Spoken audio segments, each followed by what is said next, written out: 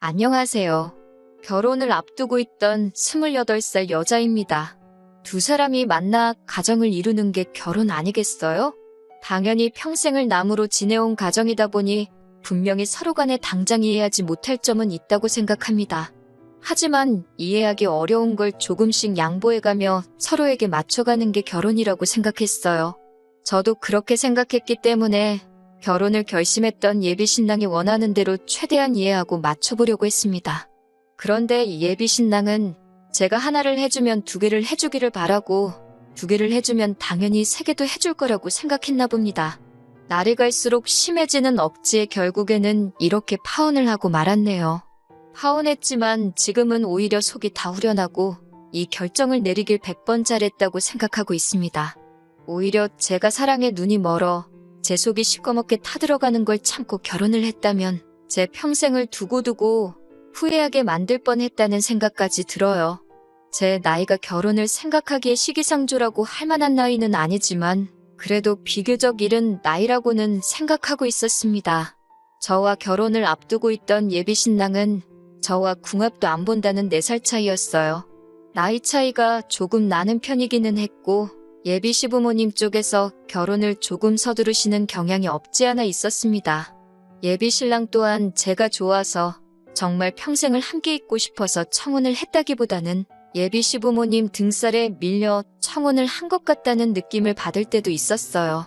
저희가 연애를 한 지도 어느 정도 시간이 흐른 뒤였지만 예비 신랑의 청혼에도 제 마음속에는 사실 결혼을 해야겠다는 확신은 그다지 없었습니다. 너무 예비신랑의 부모님께서 예비신랑 길을 죽이고 사소한 것 하나하나까지 컨트롤을 하고 계신다는 느낌을 받았었거든요. 오죽하면 청혼 또한 엄마가 시켜서 했다고 한 거나 마찬가지라 했으니 사실 결혼까지 생각하기에는 조금 남자다움이 부족하지 않은가 하는 생각도 가지고 있었어요. 그런데도 제가 결심을 하게 된 이유는 저를 어려서부터 애지중지해 주시던 외할머니께서 작년을 기점으로 건강이 점점 안 좋아지게 되셨기 때문입니다. 항상 말버릇처럼 우리 손녀 시집 가는 걸 보고 싶다고 하셨는데 한번 병원에 입원하셨던 뒤로는 몰라볼 정도로 살이 많이 빠지셨고 조금만 움직여도 힘들어 하시는 게 눈에 보일 정도였어요. 제 평생을 함께 할 배우자를 고작 할머니께 저 시집가는 모습을 보여드리기 위해 정했다고만 한다면 말도 안 되는 일이겠죠. 예비 신랑이었던 남자친구가 자기 부모님 앞에서는 못 믿어온 모습을 보여주기는 했지만 적어도 저한테만큼은 정말 잘 아는 사람이었어요. 그러니 연애도 그렇게 길게 했던 거였고요. 그리고 학벌 괜찮고 직업 괜찮고 신랑감으로 어디 하나 모자란 점이 있는 사람은 아니었습니다. 그리고 저희 부모님께서도 예비 신랑을 실제로 만나보신 적이 있었고 저희 부모님도 오래전부터 직업 괜찮다, 인물 괜찮다 하는 이유로 썩 마음에 들어하시고 있는 눈치셨어요. 저도 예비 시어머니 되실 분을 예비 신랑 통해서 몇 번 자리를 같이 한 적이 있었는데 예비 신랑에게 조금 강압적이기는 하시지만 정도 많아 보이셨고 또 어머님이 예비 신랑을 저렇게 꼼짝 못하게 할 정도로 휘어잡고 계셨으니 예비 신랑이 공부도 열심히 했고 배우기도 더 배워서 좋은 직장을 구했겠구나 하는 생각도 들었습니다. 단점이라고 생각한 것들을 오히려 좋은 쪽만 보기로 생각했던 거예요. 그래서 결국 청혼을 응하게 되었습니다. 양가 상견례를 하면서 이런저런 것들을 조율했습니다.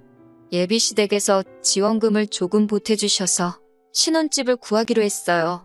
예비신랑도 모아놓은 돈이 좀 있었기 때문에 신혼집을 구하는데 큰 무리는 없었습니다. 저희 집도 경제적으로 어려운 편이 아니다 보니 딸이 시집 가는데 어떻게 혼수만 해갈 수는 없다고 하시면서 차라리 집이며 혼수며 예단 예물이며 앞으로 결혼식에 드는 모든 비용을 양가에서 서로 딱 절반씩 해서 반반 결혼을 하면 어떻겠냐 제안하셨어요. 그런데 예비 시부모님 쪽에서 그걸 먼저 거절하셨습니다. 여자 하나 시집 보내는데 무슨 그런 큰 돈을 쓰시냐면서 반반 결혼하자는 제안을 괜찮다고 하신 거예요. 뭐 하나 손해보는 것도 아니고 해준다는데도 싫다는데 저희 부모님 쪽에서는 아쉬울 게 없으셨죠. 사돈댁에서 그렇게 하신다면 그렇게 하시라고 혼수나 예단 예물은 섭섭하지 않게 준비하겠다 하셨습니다. 그리고 반반 결혼하는 제한은 언제까지고 유효하다고 생각하실 테니 마음이 바뀌거든 언제든지 말해달라고까지 하셨어요. 다행인지 모르겠지만 예비시댁 쪽에서 그 부분에 대해서는 말을 바꾸지는 않았습니다. 아무튼 그렇게 결혼 준비를 하고 있고 혼수까지도 신혼여행 다녀와서 신혼집 입주를 하고 돌아오는 주 주말에 하루아침에 한 번에 다 몰아서 받을 수 있게 스케줄까지 조정했어요. 정말 말 그대로 결혼식만 올리면 모든 게 끝날 정도로 준비가 다 되어 있는 상태였습니다. 저도 별다른 생각 없이 이제 이렇게 결혼하게 되었구나 하는 생각을 하고 있었어요. 그런데 정말 결혼식을 얼마 앞두지 않은 상황에서 예비씨 가족들의 인성에 대해 다시 생각해보게 하는 사건이 생기게 되어서 결혼식을 뒤집어 엎어버렸네요. 예비신랑에게는 위로 누나가 한 명 있습니다. 결혼을 했다면 저의 신우가 되었을 사람이죠. 예비신우 또한 3년 전에 이미 결혼을 해서 가정을 꾸리고 살고 있던 상황이었어요. 저희 집 쪽에서 결혼자금의 반을 똑같이 낸다고 해도 거절하시며 아들 장가 보내는데 돈 걱정은 안 해도 된다고 나서던 예비씨 부모님의 모습과는 다르게 예비신우는 딸이라는 이유 하나만으로 결혼할 때 집에서 그렇게 큰 지원을 받지 못했는가 봅니다. 그랬기에 예비씨 부모한테서 상견례 날 저희 부모님한테 딸한테 뭐하러 그런 큰 돈을 쓰시냐 하는 말이 하셨다는 생각이 드네요. 아들 다르고 딸 다르다 하시는 분들이셨던 거죠. 아무튼 그 예비신우네가 이제 드디어 새로 집을 구해 이사를 나갔다고 집들이를 한다고 하면서 예비씨 부모님이랑 예비신랑을 부른 거예요. 저는 아직 결혼 전이다 보니 딱히 갈 필요를 못 느끼고 있었고 예비신랑이 같이 갈 테냐 하는 물음에도 우리가 아직 결혼도 안 했는데 내가 거길 왜 가겠냐 하고 말았거든요. 그런데 그 다음 날 예비시어머니한테서 전화가 와서 저는 이제 가족이나 마찬가지인데 제가 뭔데 그런 자리를 간다 안 간다 결정을 하고 있냐고 하시더라고요. 시가족 가족 행사에는 이제 며느리인 제가 다 참석을 하는 게 당연하다고 하시면서 말이죠. 아직 결혼식을 안 해서 그렇지 않느냐고 따지고 싶었는데 예비신랑 말이 자기 어머니는 말대꾸하고 되묻는 거 세상에서 제일 싫어한다고 하면서 그냥 죄송하다 그러고 집들이를 같이 가자고 하는 겁니다. 솔직히 제 성격상 짚고 넘어가는 게 좋겠다 싶었는데 예비신랑이 간곡하게 어머님 심기 건드리지 말라고 해서 아무 말도 안 하고 시키는 대로 했습니다. 솔직히 예비신우가 새로 이사한 집이 저희 회사에서도 보통 먼 거리가 아니고 심지어 저희 집하고도 정반대 방향에 있는 곳이었어요. 저는 회사에서 반대 방향으로 예비신우 집으로 갔다가 거기서 또 다시 집으로 가게 되면 대중교통을 이용해야 하는 제가 오며 가며 하는 데만 엄청난 시간을 낭비하게 되는 상황이었거든요. 꼭 짚고 넘어가서 제가 그 자리에 안 가도 되도록 확실하게 못을 받고 싶었습니다. 그런데 막상 거절을 하자니 저도 결혼식 앞두고 시어머니 되실 분과 트러블을 만들고 싶지도 않았고 예비신랑의 누나인 신우를 실제로 만나본 적이 한 번도 없었으며 예비신랑의 어머님과 저를 사이에 두고 중간에서 입장이 많이 난처해 보이는 게 불쌍해 보이기까지 해서 집들이 자리 한 번 다녀오는 게 어려운 일은 아니니까 한 번 정도는 군말 없이 원하는 대로 해주자 싶어 그렇게 하기로 했습니다. 그런데 마침 또 집들이를 하기로 한 당일에 급한 회사 일로 제가 야근을 하게 되어 약속한 시간보다 조금 늦게 가야 하게 되었습니다. 강제적인 야근인데다가 팀 전체가 잔업을 해야 하는 상황이었던 터라 상황 설명하고 혼자서만 빠져나올 수 없었어요. 회사 생활도 단체 생활인데 저 혼자 쏙 빠져버리면 팀원들한테 눈치가 보이기도 하고 솔직히 회사에 사정 설명하기도 뭐하더라고요. 결혼도 안 했는데 예비씨 가족 행사에 참여해야 돼서 늦는다고 말하기가요. 그래도 부장님도 다른 팀원들도 저희 상황을 이해를 해주셔서 남들보다는 조금 이른 시간에 퇴근을 할 수 있었고 늦게나마 부랴부랴 예비신우의 집으로 향할 수 있었습니다. 1시간 가까이 걸려 예비신우 집에 도착했습니다. 처음 가보는 아파트 단지에서 다들 동찾느라 헤매시지 않나요? 덕분에 밖에서도 시간을 한참 잡아먹고 허둥지둥대면서 겨우겨우 신우집을 찾아 들어갔습니다. 단지가 너무 커서 헤매는 중이라 예비신랑에게 마중 좀 나와달라고 부탁했는데 식사 중이라 자리를 뜨기 그렇다고 저보고 알아서 찾아오라고 하더라고요. 회사 일이 늦게 끝나기도 했고 헤매느라 시간이 더 지체된 가운데 제가 안으로 들어가니 식사는 이미 다 끝나 있는 상황이었어요.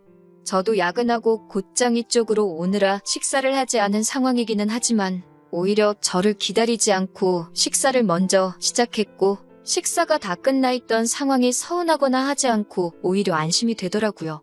그 늦은 시간까지 저를 기다리고 있었다면 밥이 정말 코로 들어가는지 입으로 들어가는지 모를 정도로 엄청 부담이 되었을 테니까요. 하지만 제가 다른 일도 아니고 회사 일 때문에 그런 건데 예비 신랑이나 시부모님이나 굳이 신우를 소개하는 자리를 신우 집들이가 아니라 다른 날로 잡아주면 되는 거지. 기어이 여기까지 부르셨다는 점은 조금 서운했습니다. 안 그래도 잔업도 있었고 식사도 못한지라 체력적으로 많이 힘이 드는 상황이었는데 예비시 가족들 앞에다 두고 벌써듯 있어야 하는 자리가 정신적으로도 기가 빨리는 기분이었거든요. 어차피 제가 자리에 있든 없든 신우 집들이는 예정대로 진행을 했을 거였고 식사도 저 빼고 하는 자리였다면 차라리 다음 기회에 보자고 해줬다면 저도 참 배려받는 느낌이 나고 기분이 좋았을 거예요. 아무튼 예비 신우는 그날 처음 보게 된 건데 인상도 좋고 성격도 서글서글하니 참 좋아 보였습니다. 심지어 그 자리에서 예비 신랑도 예비 시부모님도 그 누구 하나 저한테 늦어서 피곤하지 않냐 물어본 사람 없었고 식사가 끝난 자리였지만 저한테 밥은 먹고 온 거냐 물어봐준 사람도 예비 신우밖에 없었어요. 정말 고마울 지경이었죠. 그런데 식사를 안 했다고 대답하기도 전에 어머님은 말을 틱틱거리시면서 늦어서 밥을 못 먹은 건 늦은 사람 복이지 않느냐고 하면서 당신들이 며느리 밥 먹는 거 기다려줄 군번이냐면서 예비 신우의 말을 잘라버리더라고요. 예비 신우가 제가 늦는다고 뭐 따로 덜어놓기는 했는가 본데 어머님께서 말을 그렇게 하셨던 게 솔직히 빈정이 상하기도 했고 그 소리 듣고 밥까지 먹으면 무슨 소리를 듣게 될지 안 봐도 뻔해서 솔직히 배는 조금 고팠지만 괜찮다고 했습니다.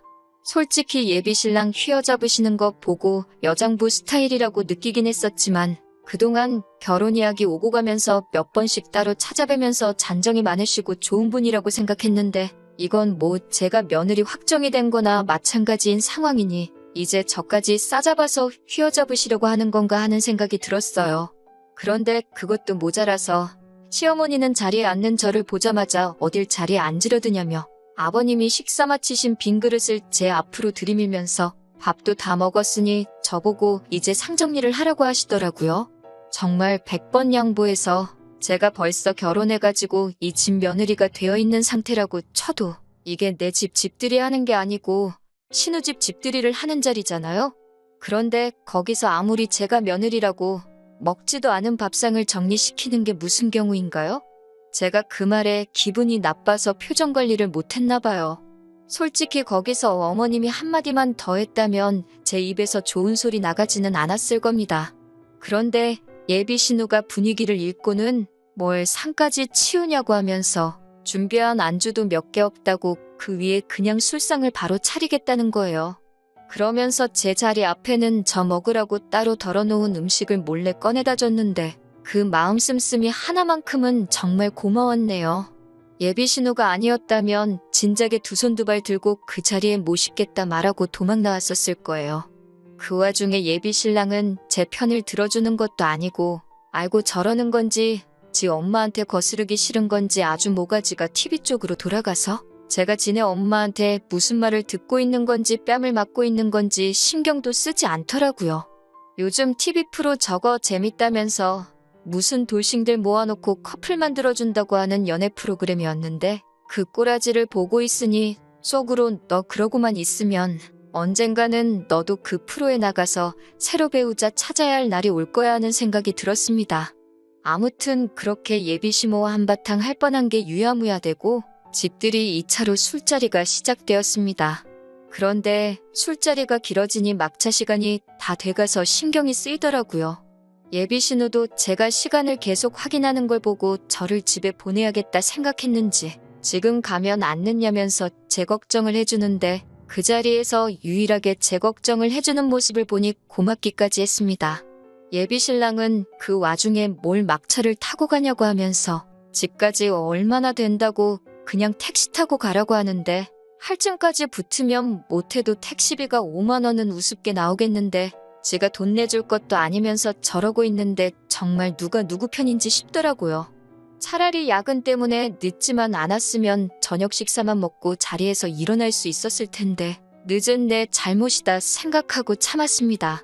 그런데 이 차가 끝날 때쯤 잘 참아내고 있는 제가 그렇게 꼴보기가 싫었는지 아니면 제가 어디까지 참아내나 인내심 테스트를 하고 싶으셨는지 시어머니가 아주 끓고 있는 저한테 기름을 들이부어 주시더군요. 새벽 1시 반쯤이 돼서야 술자리에 신이 난 예비신랑하고 아버님이 고주망태가 되면서 집들이는 완전히 끝나게 되었습니다.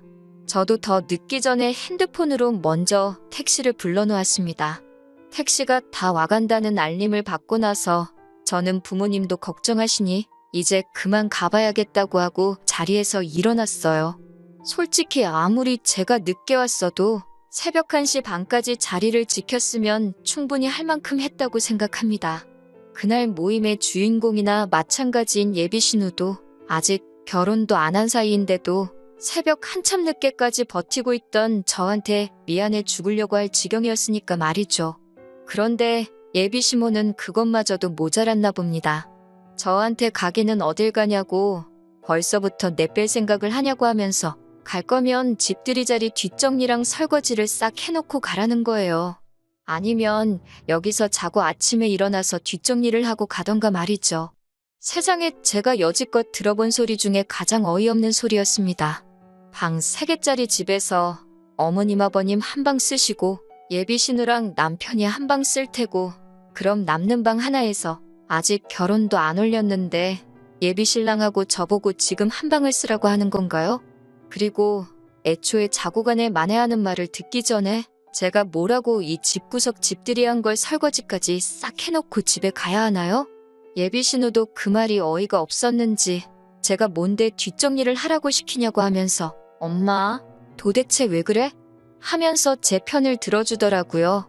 그랬더니 서열이 어쩌고 저쩌고 며느리가 어쩌고 신우가 어쩌고 하면서 감히 며느리가 늦게 와서 음식 준비하는 거 안 도와준 것도 욕을 한 바가지를 처먹어도 모자랄 판인데 그거 다 눈 감아주고 있더니 아주 시대갈기를 우습게 안다고 벌써부터 뒷정리하는 걸 내빼려고 한다고 하면서 자기가 다 늙어서 상점 모시고 살 일이 있냐고 하시며 지금 며느리 버릇을 확실하게 들여놔야지 안 그러면 시어미가 며느리 모시고 사는 꼴이 되지 않겠냐고 하면서 예비신우한테 지금 누구 편을 들고 있는 거냐고 따지셨어요.